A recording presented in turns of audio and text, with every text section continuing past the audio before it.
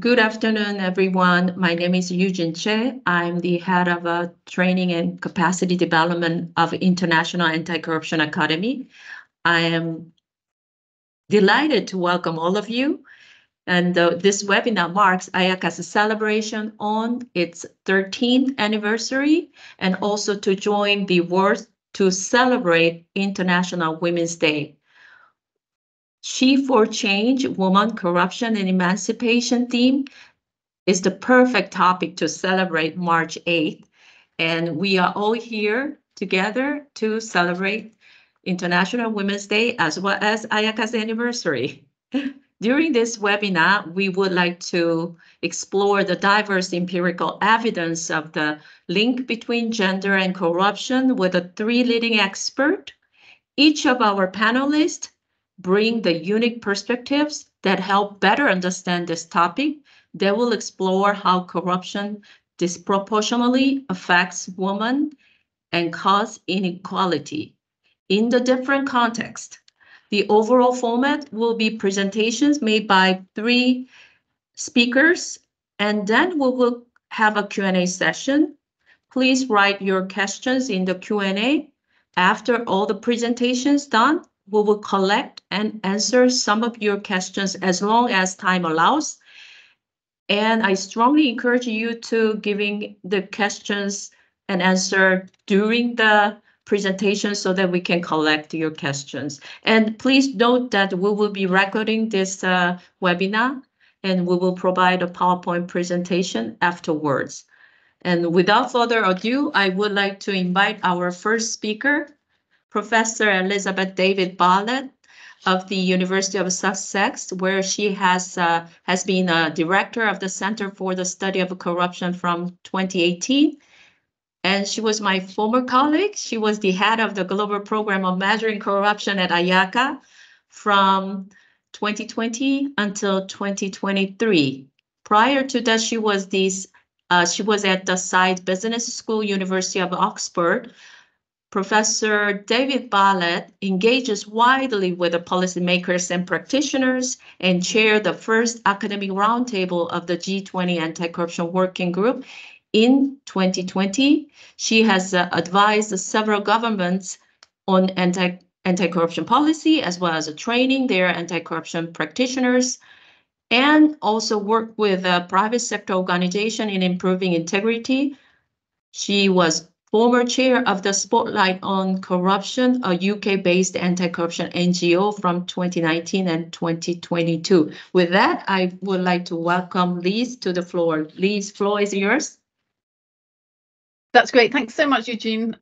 Delighted to be here and delighted to see so many people showing up for the seminar today on International Women's Day. So I'm hoping that you can all see my screen, and I have just a few slides really just as my part of sort of setting us thinking about what matters here, this issue of women and corruption.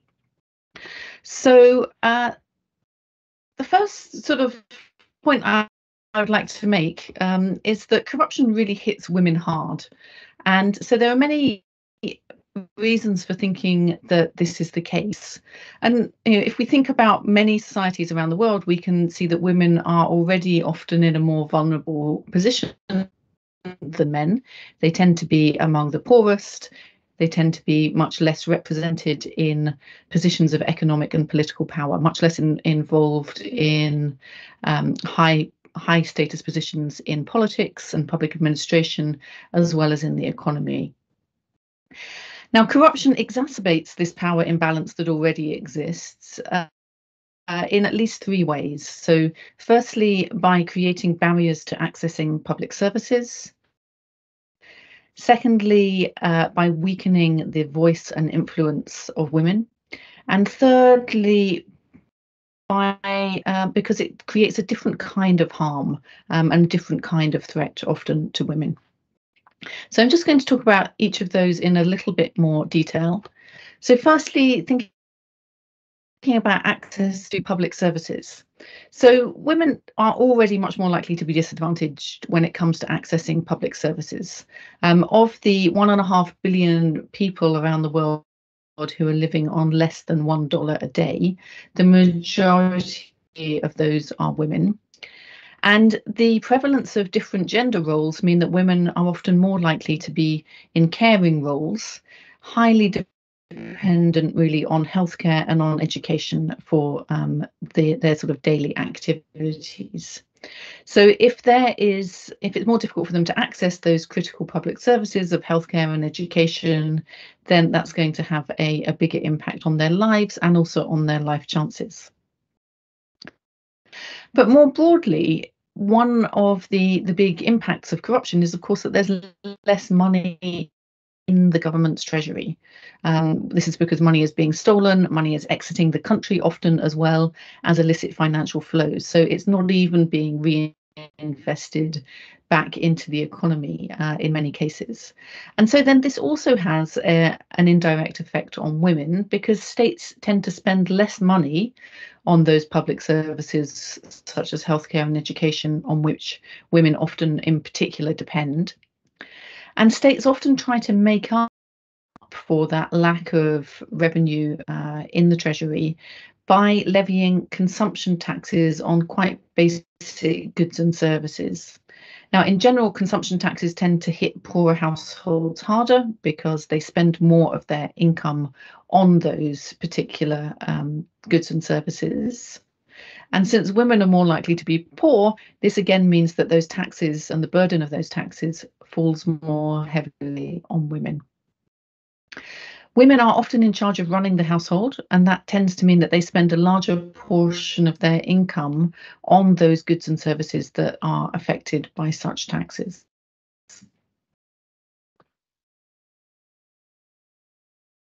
So the second reason is that women tend to have weaker voice and influence over policy. So they're much less likely to occupy high political office and to be adequately represented in political institutions. So corruption then comes along and it exacerbates this power inequality.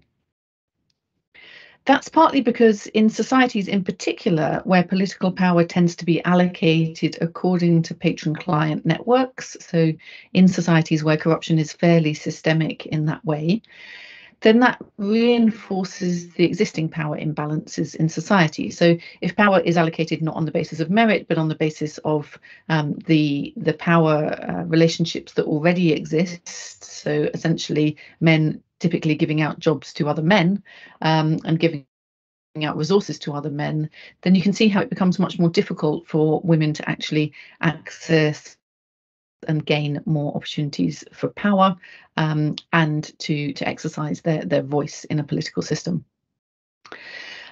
It's similarly often more difficult for women to get access to credit and to business permits. So they're also hindered in success in economic activity, quite apart from potentially having other commitments that make it difficult to get into business.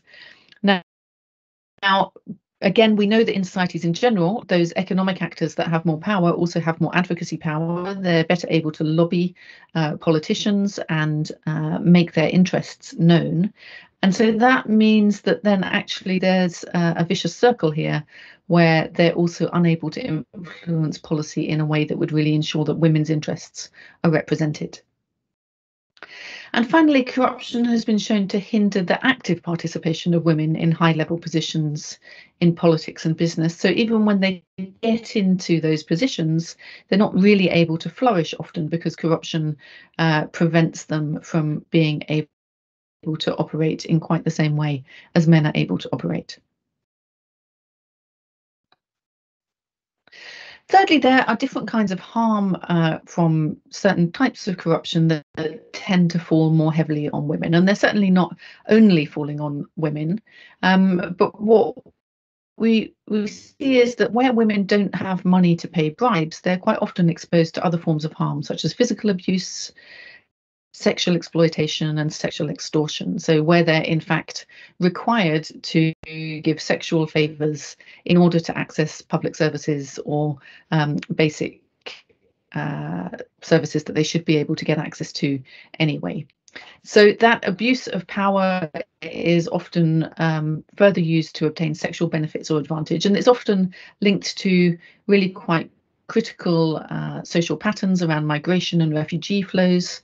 So police often use sextortion in many societies, and landlords. So it prevents basic access to rule of law and to housing and shelter. And finally, we also find that sex workers are used sometimes as a bribe themselves. So there might be two parties that are engaged in some kind of bribe transaction, and in fact the bribe is paid not as a monetary gain, but as the provision of sex workers. So another way in which this can impact women often. So the question then is it also harder for women to fight against corruption? So maybe they're disproportionately affected by it, but are they also finding it harder to fight back? And we know that there's evidence that women actually get angrier than men about being forced to pay bribes, and that they're often more in favour of punishing corruption. But of course, that's their attitudes. It doesn't mean that they're necessarily able to then act on those and take action. And there are three reasons, I think, why it's really important to empower women to fight corruption. And this is both in terms of, it's important because they really need that support and to address the power imbalance, but also that empowering them can really have a big impact for the broader society as well, not just for women. So first here, we have quite a lot of experimental evidence, not necessarily just looking at corruption, but suggesting that in general, women are often more risk averse. Now, in the context of corruption, this might mean that they're less inclined to call out corruption, where calling it out is seen to violate a norm or might elicit some kind of punishment or threat. So a reason why we particularly need to help women with this. Women have less access to political and economic power, hence they're less able to make their voices heard by decision makers, and this tends to mean that their interests are not reflected in policy making. And finally, women play a key role often in shaping the norms and expectations of the next generation. And hence, by engaging them in anti-corruption, we may be able to, in some senses, leapfrog and have longer term benefits for society because they're important influencers on the lives of the younger generation. So I'll leave it there for now, just to provide some references for the research that I've spoken about and the evidence base for some of these points, but I'll leave it there. Thanks, Eugene. Thank you, Liz, for your presentation. And our next speaker is Dr. Ina Kube. Ina is a researcher and adjunct professor working at the School of Political Science, Government and International Relations at Tel Aviv University, where she mainly researches and teaches corruption, migration, and conflict resolution. She is also a founding member of the Interdisciplinary Corruption Research Network, a network of the corruption researchers from different disciplinary, national, and cultural backgrounds. Ina specializes in social science methodology and comparative research on empirical corruption, democracy, and governance research and political psychology. And she works with the several organizations and institutions, including European Commission, Transparency International, OSCE, OECD, and UNODC. And with the UNODC SheForChange, she developed many university modules on anti-corruption. With that, floor to you, Ina.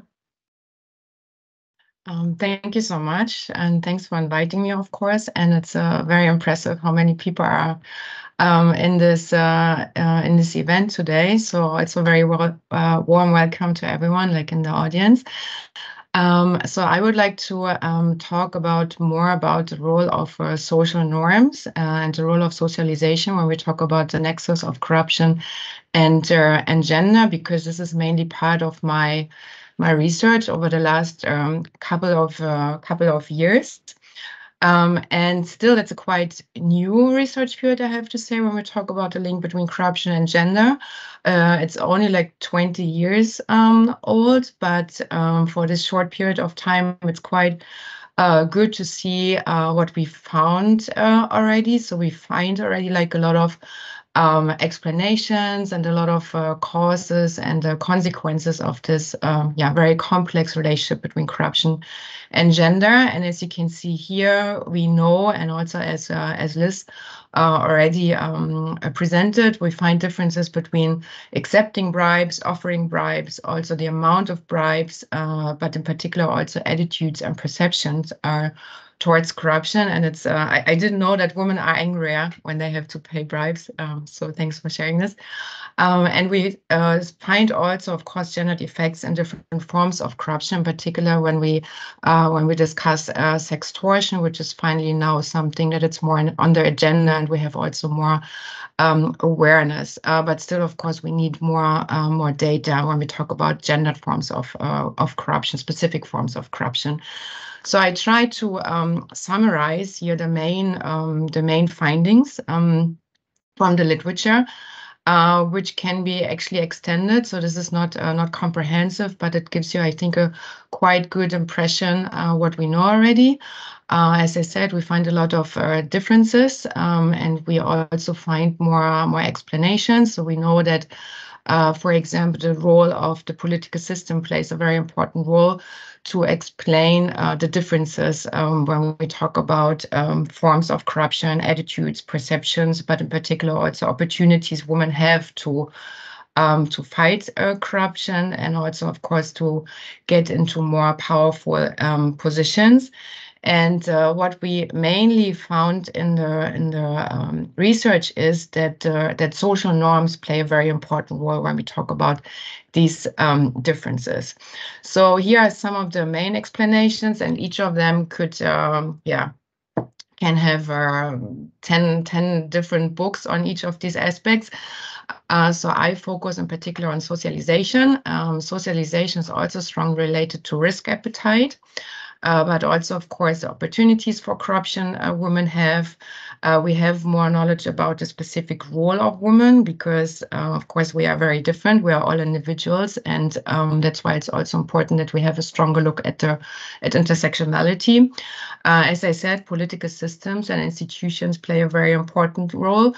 So in the end, we have to say that, of course, it always depends on the context. It sounds like a buzzword, but it's more important than we actually think, that we always like zoom in into specific situation when we see that women are more often the victims of corruption. So it's always, of course, very important to find out why is this the case. And as I said, we find more information regarding the role of norms.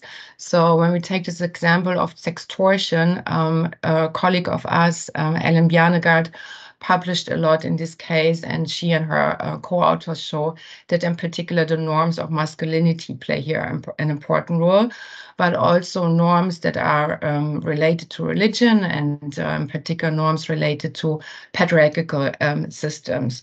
So I did some research with a colleague of mine, Liliana Sventowska, and we found that in Central and Eastern Europe, we had a look at the Czech Republic, Hungary, and Bulgaria, and we could show that especially patriarchal norms are hindering women into getting into politics, because there's still this assumption that women are or that men are better leaders than women, but also we find a lot of information regarding the opportunities. So, for example, that women cannot even take part in very important meetings because, as Liz also shared, they take mostly, the burden of caregiving and taking care of the household.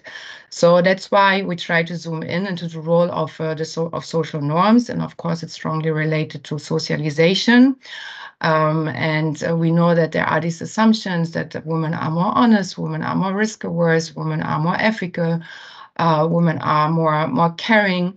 But it's still the question if this is really something biological, or is this something actually that the society expect women to do. So And this is also an interesting explanation when we talk about whistleblowing. Liz mentioned this before, that the question is, why is it actually harder for women to fight corruption? And this is a study published by Transparency International. They asked more than 40,000 people in the countries of the European Union. And here we could see that actually only 44% of women in the European Union think that they can report corruption. And one of the main explanations for this is fear and anxiety. And here you can get more specific answers to this. So most of the women, and here we only talk about Europe, and of course we need more knowledge also regarding other regions in the world, risk of losing their job. Of course, they're also more afraid of losing their job because they also take care. They also have to provide an income, of course, in most of the countries. And this fear and anxiety is also strongly related to differences that are linked to gender-related social roles, because, as I said, they are primarily the caregivers of children, but also elderly, and also have, due to this fact, more responsibility within societies.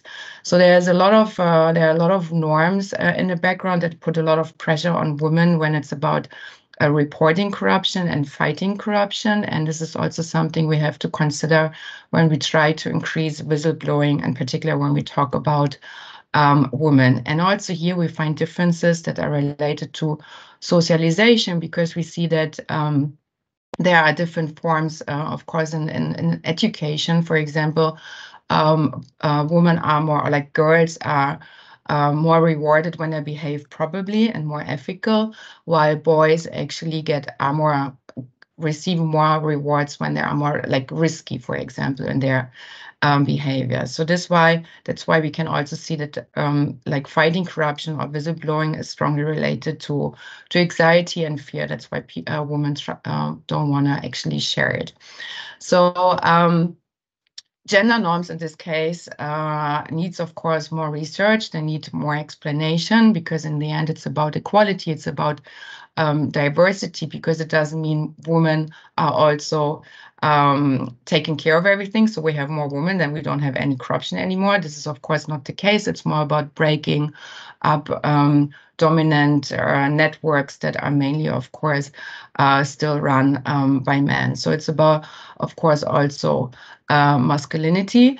But as I said before, the political system or institutions within the political system play a very important role when we talk about liberal democracies, because we also see a strong relationship between liberal democracies and higher levels of gender equality, and higher levels of gender equality also go hand in hand with lower levels of corruption. So if we push for more gender equality, we can also limit corruption, basically. So this is something good, that it can go together. And when we talk about gender norms, we know this is the study provided by the OECD. We know that gender norms are already clearly evident at the age of 5 years. So this also refers to education and how we're educating, of course, the future generations. And you can see some findings when you ask boys, for example, what would they like to be? And also here we see more like traditional gender norms. They want to be farmers, inventors, astronauts. They want to be part of the military service, armed force. And when we have a look at girls, they want to take care. They want to be hairdressers. They want to be dancers. They want to be nurses, work in hospitals, dentists. So here we can see already at a very early age like the path, so to say, is laid down. So that's why we also have to work, of course, on stereotypes that are strongly related to gender norms. And we know there's a lot of pressure for men and women. And the media plays a very significant role in this, like how women are presented, how men are presented. So again, here, this is something that we have to focus more on the future, the role of journalism, the role of the media. And I asked some students of previous classes, how is a woman supposed to be, which is actually like confirming the study by the OECD. Women have to be responsible, they have to be respectful, they have to be polite, understanding, fair, and so on. So again, this is in line with our research. And when we asked, okay, how is a man supposed to be? They have to be strong, they have to be dominant, they have to be brave, they have to be rich, they have to be the provider, the leader. And these are findings from today. So this is something, of course, that we have to zoom into more, like how we can basically break up these stereotypes and gender norms, because we see that the role of female leadership is still in question, and we also know that when women act in a way that it's not expected from the society, they are also punished in a different way. There are different shaming strategies, and of course, this also is limiting women to speak up because they are afraid, of course, of negative consequences. And also here, the media plays an important role. So what are the key aspects and what are the agents basically of socialization? Of course, the family plays an important role, education. So we have to discuss this more in schools and universities, in colleges. It's about peer groups. It's about mass media, of course, and also the role of technology. And I think AI can have a significant impact on that. Of course, also the workplace and the professional settings have a strong impact on specific social norms, in this case, gender norms, but also religious and state institutions. So again, it's about behavior expectations. It's about specific roles that are assigned to different sex and different gender, expression and experience. It's about interests and activities, because also here we see that men are supposed to be more into sport, more into soccer than women. But is this really the case, or is this also part of socialization? So to sum it up, it's of course about debunking specific moves. So this is also can be part of solutions. It's about socialization. It's about incorporating intersectionality. We also need to see that women are not only victims, women are also perpetrators, and it's just a question of time when women have more access to powerful positions, have higher levels of income, so that also women, of course, can be part of corrupt networks. So it's about diversity, as I said before, disrupting corrupt networks. It's about not to see women as a monolith, to see them as individuals, as this is, of course, also the case with men. And in general, we can see that diversity plays an overall tool to combat corruption. So talking more about solutions, it's also about economic empowerment, about economic equality, so that women are basically more independent. They have their own income, they have their own choices, they have their own professions. But still, of course, it's a long way. That's why we have this meeting today, I guess, this event, because we still have a work to do. There are a lot of challenges. Women are the majority of the world's poor, as let's say. We also know they are more often the victims of sexual violence, of trafficking, sexual exploitations, and of course, this is also strongly related to corruption, and in particular to sextortion. And of course, it's very important to say gender equality is not a woman's issue. It's like an issue that, we all are responsible for, and we can do so by including gender mainstreaming and talking more how we can bring more gender issues, gender aspects into projects, into events, into publications, into conferences. So if you're interested in more, here this is like an overview. I'm sure you will receive my slides later. The European Institute of Gender Equality is doing amazing work. Also the UNODC model on corruption and gender, and all kinds of discussions, papers, and books that are out there. I highly recommend this book, The Invisible Woman: Exposing Data Bias in a World Designed for Men, because again, here we need more data when we also want to receive more information on the gender and corruption nexus. Thank you so much. Thank you, Ina, for your presentation. Ina's presentation resonates the role of the social norm and the socialization on this theme.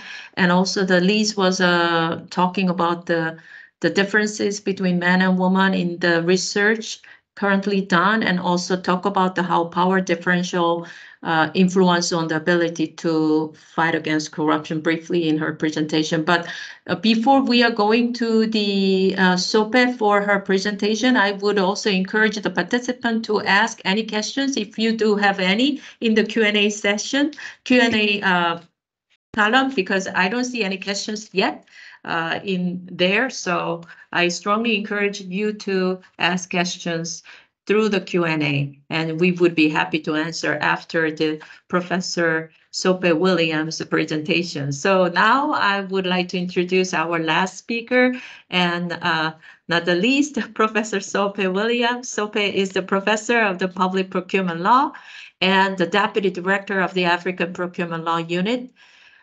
Stellenbosch University, South Africa. She is an expert in public procurement law and policy in Africa, gender responsive procurement, emergency contracting, sustainable public procurement, anti-corruption law, and blockchain technologies, among other topics of her expertise. And also she works closely with the international organizations, including European Union and the UNODC.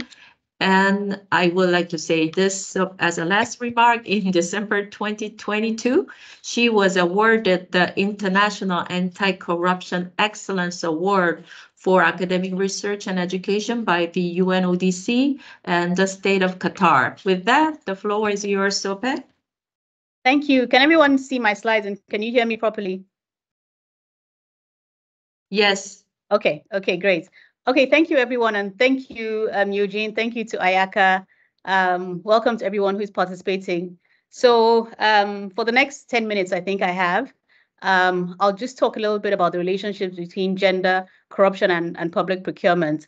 So talk about public procurement and gender, and how corruption in procurement affects women, and how we can address some of these gendered forms of corruption in public procurement.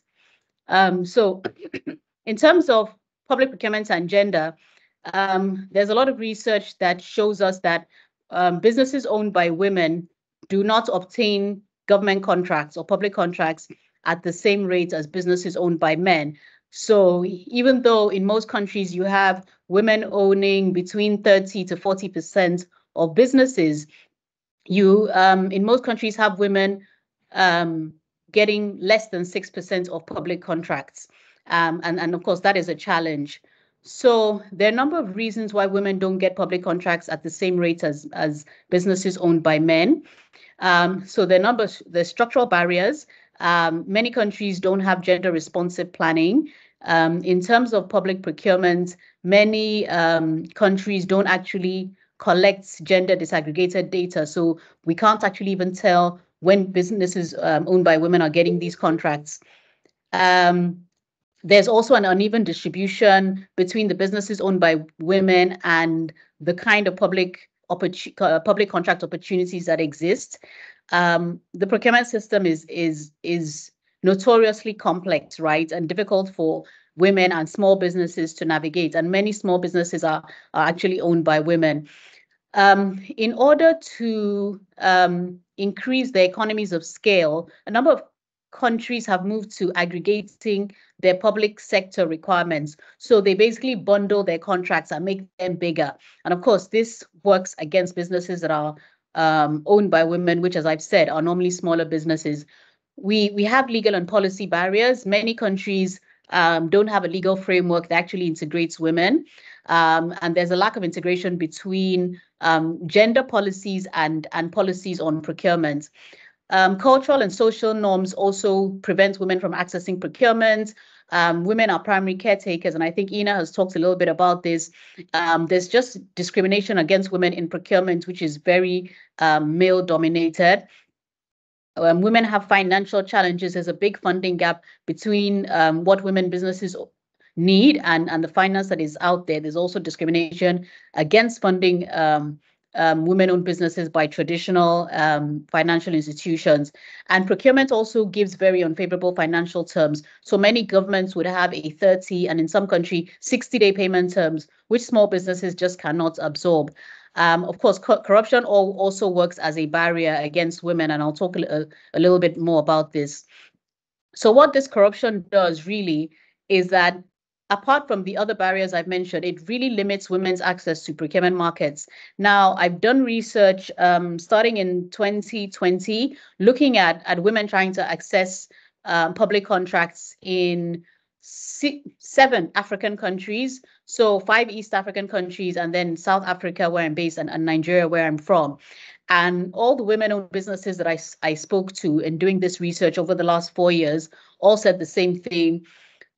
When bribes are demanded from them, in many cases, they would just opt out of participating. So many countries, not all, but in some government agencies in some countries, they have a pay-to-play scheme, right? So you have to pay a bribe before you can even be considered. And a lot of women said they just can't do this because their businesses can't absorb the bribes. So it's not necessarily an issue of not wanting to pay, but rather that if I pay, I don't know whether it's going to, the process will still favor me. I can't afford to lose or to risk that kind of money.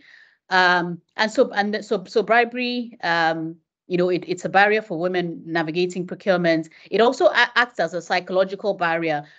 In some countries, women businesses said they just won't go into procurement because there's that stigma that if you can succeed in procurement, you've compromised yourself in some way. And of course, we're talking about countries that have problems with systemic corruption, right?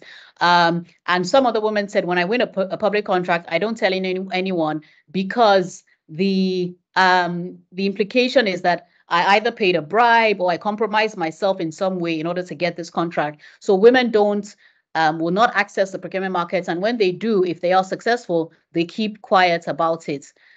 And then one of the biggest findings from my research, which really surprised me, was that a lot of women-owned businesses said, apart from bribery, sexual corruption is the biggest corruption challenge that they face.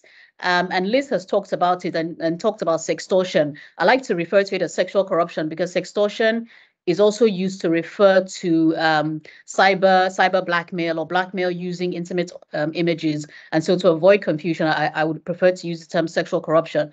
So essentially, sexual corruption is a form of corruption where sexual acts are the currency of the bribe. And it's a gendered form of corruption. And this is not to say that it doesn't affect women or non-binary people. It does, but it predominantly affects women. And it's prevalent in every sector, and I think Liz also talks about that a little bit. And I found that it really is prevalent in the public procurement space. It requires that there's a person in authority or gatekeeper who requests sexual favors or sexual acts rather in order to provide a benefit or a service. And the perpetrator doesn't rely on force. He relies on the coercive power of his authority to obtain this sexual benefit. So I define sexual corruption as an abuse of actual or perceived power that sexually exploits those who seek benefits or seek to avoid deprivations tied to that power. And the sexual exploitation may be physical, emotional, or digital. Another definition by Transparency International talks about when those who are entrusted with power use it to sexually exploit those dependent on that power. And I include perceived power because I found that in doing my research, some people who say they have the power to provide a service or to a woman actually don't have that power, but they still use the ostensibility of that power to extort these sexual acts. So what's the problem with sexual corruption and addressing it as a gendered form of corruption? So the research that I've been doing on sexual corruption and corruption in procurement has seen that, especially in terms of sexual corruption, there's a lack of clarity in the legislation of most countries. So a few countries have criminalized sexual corruption, but many don't, which means that sexual corruption is a corruption offense under the general, anti-corruption laws. But what this means for general anti-corruption laws, both the giver and the receiver, if you like, of the corruption are guilty of an offense. So the quid pro quo element in sexual corruption means that if you are a victim of sexual corruption as a woman, you are also criminalized. You're also liable to criminal punishment, right? Which means that women will not report.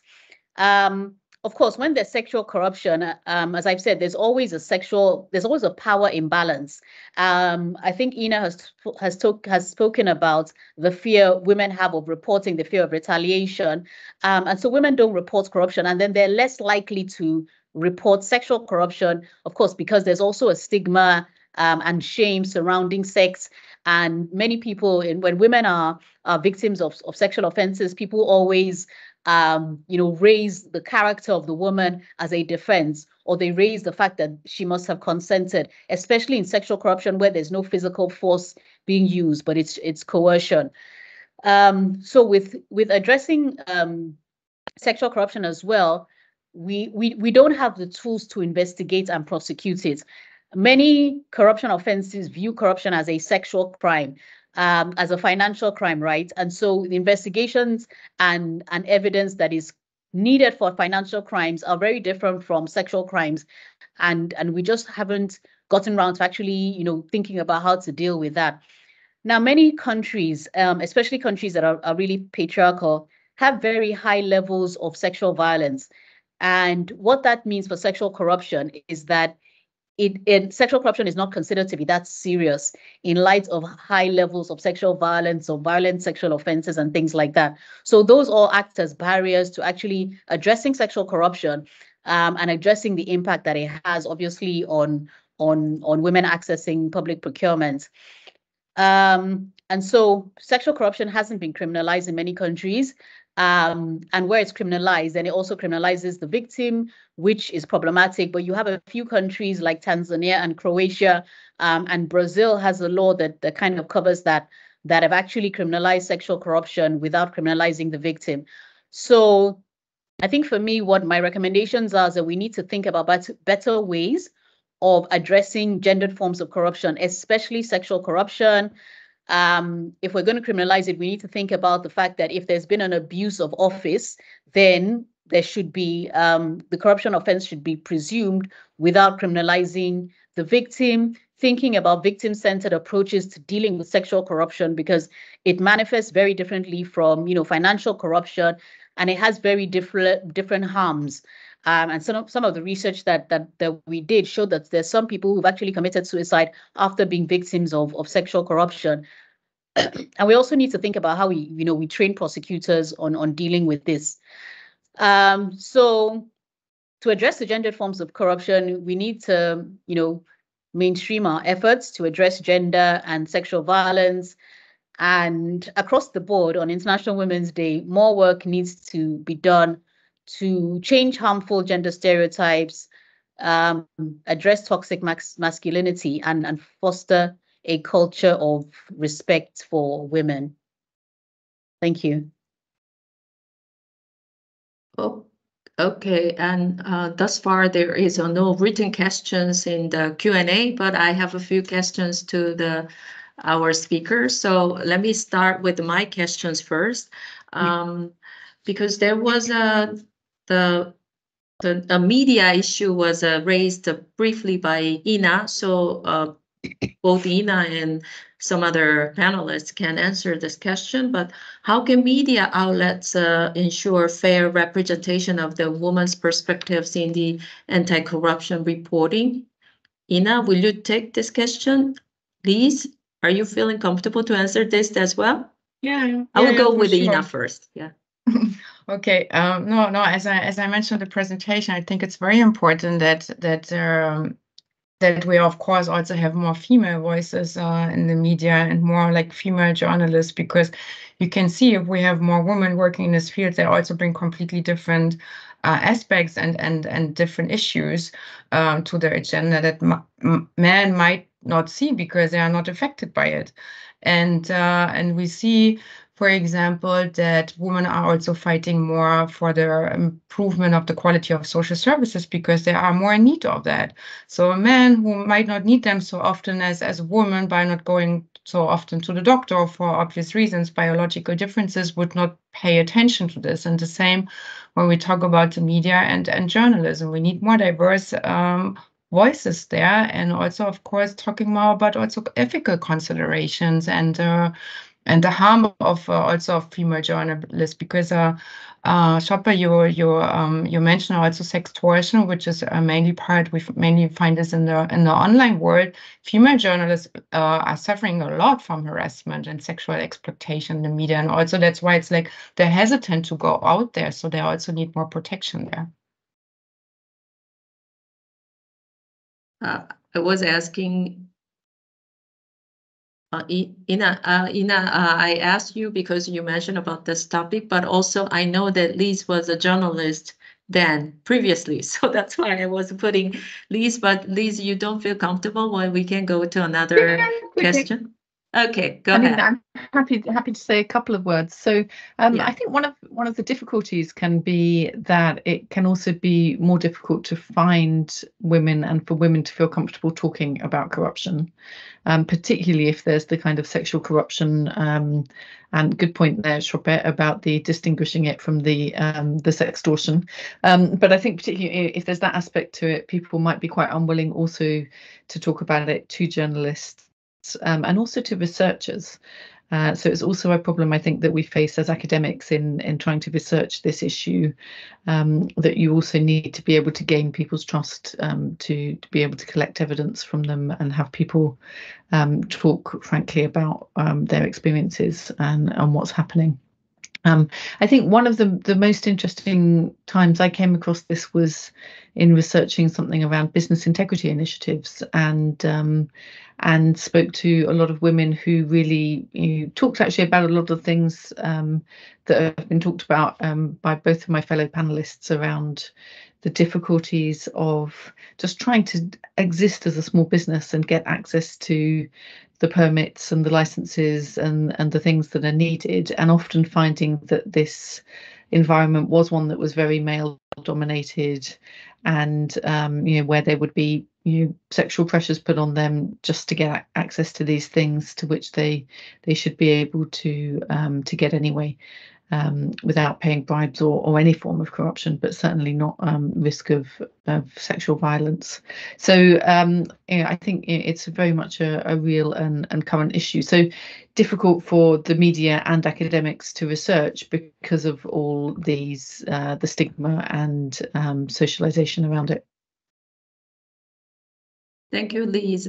Sope actually mentioned about also this similar issues during her presentation, and in particular, Sope focused a lot on the gender corruption and public procurement. And from your perspective, Sope, how can gender considerations be integrated into public procurement practices?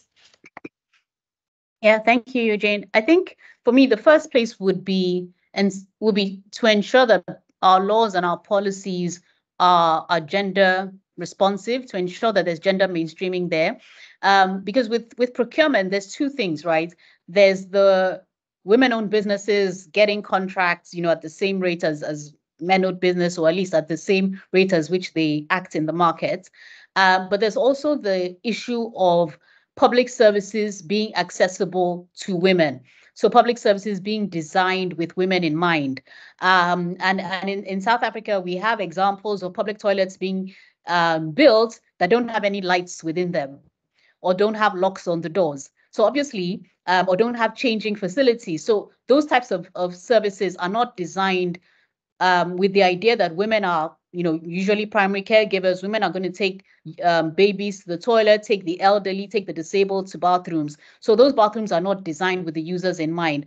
But ensuring that the gender features in our planning and our budgeting is actually the first stage before we talk about actually ensuring that the procurement system is gender friendly, that the language that is used is gender neutral at least, and that institutions are also gendered so that people can see what Ina was talking about. People can see when something is problematic from a gender point of view and raise it.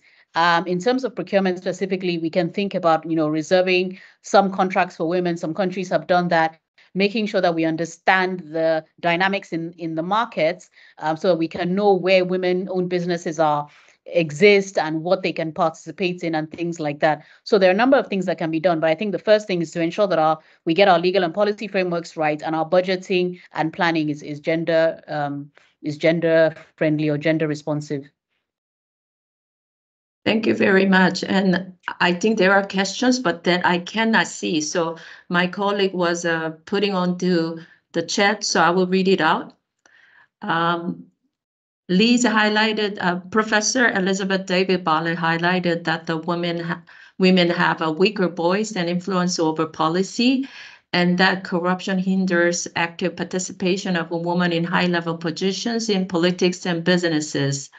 When she mentioned that women are permitted to be, but not to flourish, may we speak about institutional violence against a woman, or in which situation may we talk about that kind of a violence related to corruption?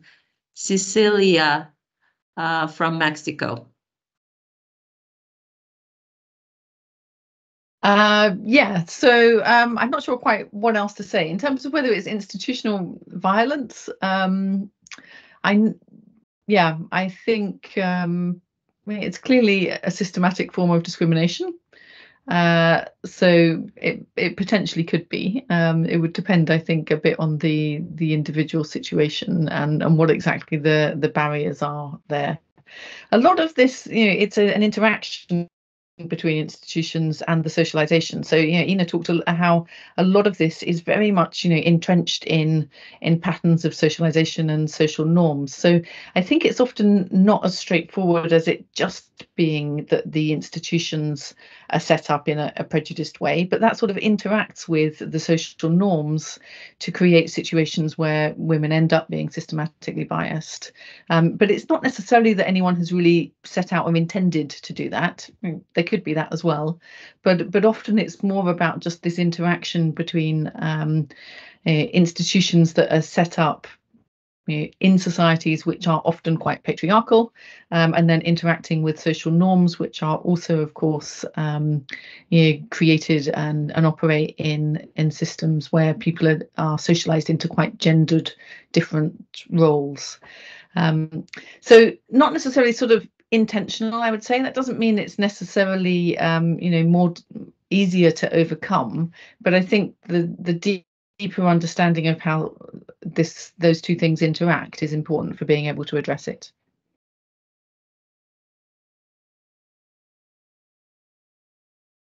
Have one more question related. It's a very general question, so any of you can take this question. What aspects of gendered corruption still need more research? I think it can go any of you, because you are having your different perspectives in the different sector you are covering. So should we start with Ina? Are you ready to answer? Yes, I think all of these problems need more research in general, because as we said, it's like it's very early. It's although it's 20 years, it's long, but it's not long. So we need more data, in particular related to sextortion or sexual corruption.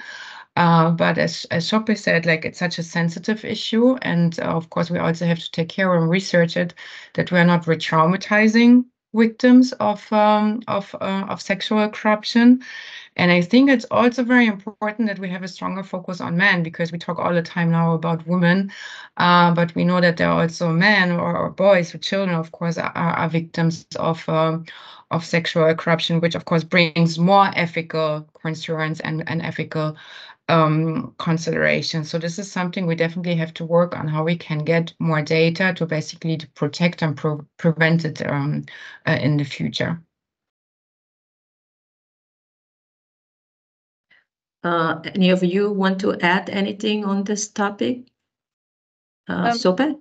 Yeah, I think what I can say is that we probably need more information on how, maybe women victims of corruption, especially sexual corruption, how they're treated by the criminal justice system, and what the outcomes are. Because even though we don't have, and Ina said, even though we don't have as much information on, the extent to which it happens and the dynamics around that, we have really less information on how the criminal justice system processes these types of of crimes and how, how that plays out in the broader society and the implications of that. So for me, that would be a really interesting research area.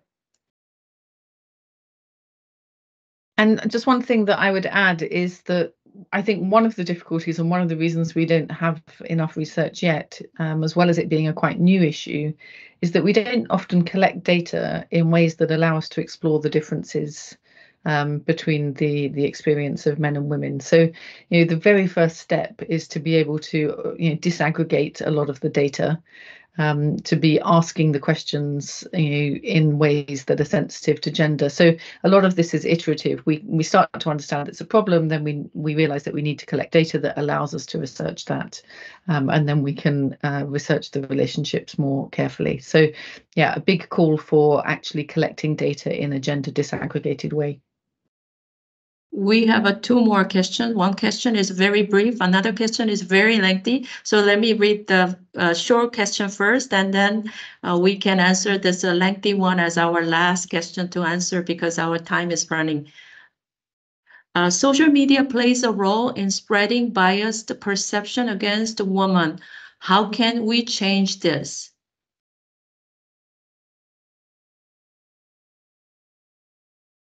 That's a short question, but a really big, difficult one. Indeed.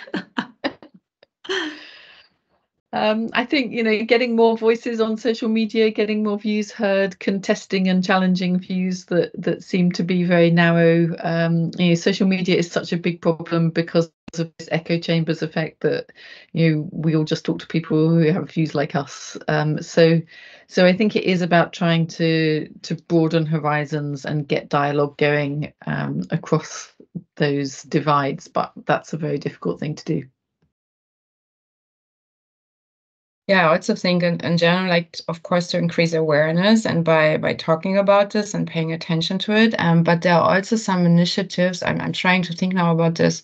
I think it's a European institution. They did a research on that, in particular how female politicians are framed on social media. And one example was Annalena Baerbock, the current Minister of Foreign Affairs of Germany. And they compare how she's represented in the media compared to men, and you see like huge gender differences. Like they talk a lot about her sexual life, like private things that you cannot see this like in a similar way when we talk about a male politician. I think these kind of initiatives are very helping to show how the field actually looks like. Thank you for answering such a challenging question. Sope, you also would like to take the floor? Yeah, the only thing I'll say is that we raise our children different.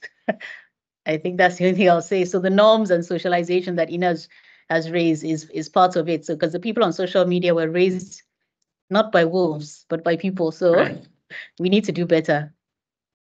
Yeah, but that relates to the next question. That's from Pawan Sina, my colleague, and he said, I appreciate the insight gained from this event, and I would like to hear more on the role of a woman at family level, socialization level, as this looks more viable role in prevention than other roles. We might need to concentrate on empowering this. And another question comes, but I will stop here for the first part. Is the question on the role of women in the family and how to empower women in the family? Correct. Well, okay. Maybe is the role of women in the family, partners have to advocate for equality within the family. As much as women can, they need to choose partners that would be supportive and make sure that then the home doesn't become, a battleground for their empowerment or their equality. So I think, yeah, it's the socialization as well, making sure that people are clear on, what it is that they want, what their family dynamic has to be before they make a family with anyone, is what I would say. Well, we heard a lot from I would just add to that. Okay, go ahead, Liz. Sorry, I was just going to say, I would just add to that anything that can be done to assure financial independence, I think, is really important, because I think in family dynamics, gender socialized, gender norms are often compounded by the fact that women are often much less financially independent, and that really leads to people getting stuck in imbalanced power situations and not able to assert their rights and call things out. So I think that's a real issue, but also sort of like the idea of the potential of women playing a big role often in child rearing and being able to set norms and change things potentially through playing that role. Ina, would you like to add something on it, or should we move on to the next question? I think it's. I mean, I agree with everything that was said before. I mean, equality starts at home. Like, so choose your partners wisely. But I also would like to highlight. I was starting to teach a class this week on gender and conflict, and there are only 5% men.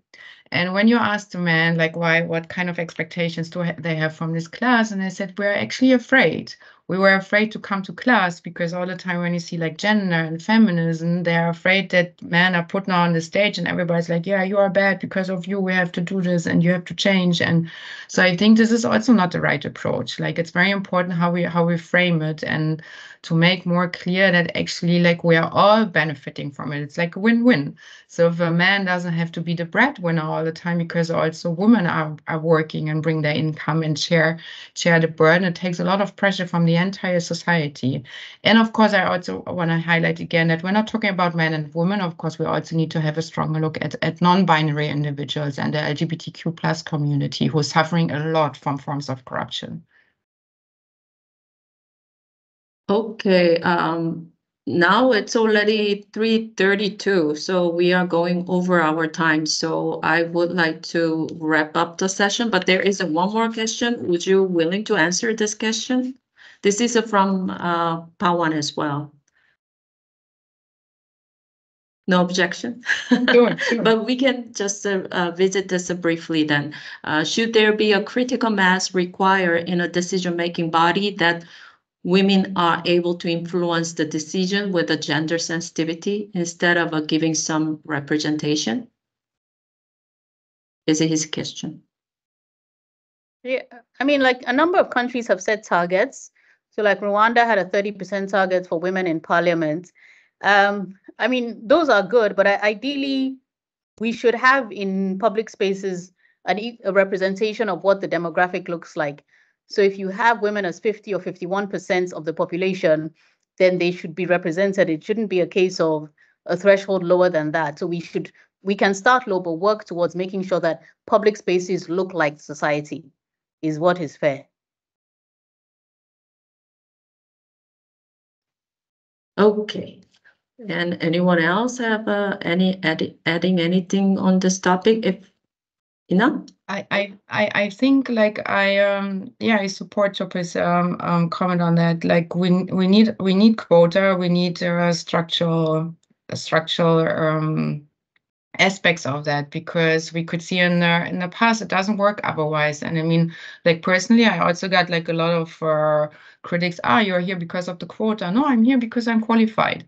But in the end, it's helping to have some gender quota and have some rules and regulations. It's not 30%, it should be 50%. Or 51. Okay. With Lise, you have anything to add? If not, no? Okay, thank you. Thank you very much for speakers and also the participant. And I hope today's session help you explore dynamics of this theme a little bit more, and we can celebrate happy International Women's Day and also the International Anti-Corruption Academy's anniversary. Isn't that the perfect topic for explore anti-corruption and woman and empowerment all together through this session. Thank you once again for everyone, and let's continue through this discourse through our courses and programs, and I look forward to meeting you at IACA programs as well. And thank you also big thanks to our speakers. Thank you, ladies. Thank you so much. Thanks. Thank you very much. Thank you very much for your availability and joining today's session. All right, Bye. thank you. Bye-bye. Bye-bye. Thank you.